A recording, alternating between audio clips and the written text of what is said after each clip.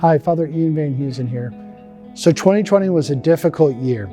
When we were facing the coronavirus, we were facing COVID, the lockdown, restrictions.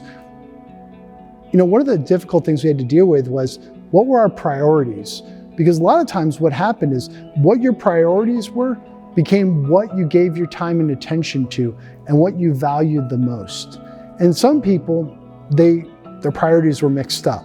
They didn't value their friendships, they didn't value their relationship with God. Rather, they focused on their comfort creature, their creature comforts. They focused on themselves. And I'm not saying that we should, I'm not advocating one position on COVID over another, but the reality is whatever decisions we made, they had to be intentional and they had to be based on our priorities, our hierarchy of goods. And the highest good that we have is the salvation of our souls.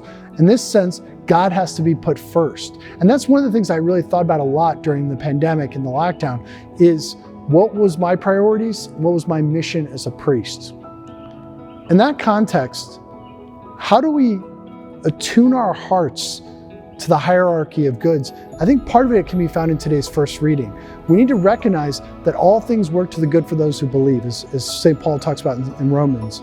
All things work to the good for those who believe. So when we hear this idea of flourishing, we hear that God will feed us. We have to recognize that God will provide for you, especially if you put Him first in your life.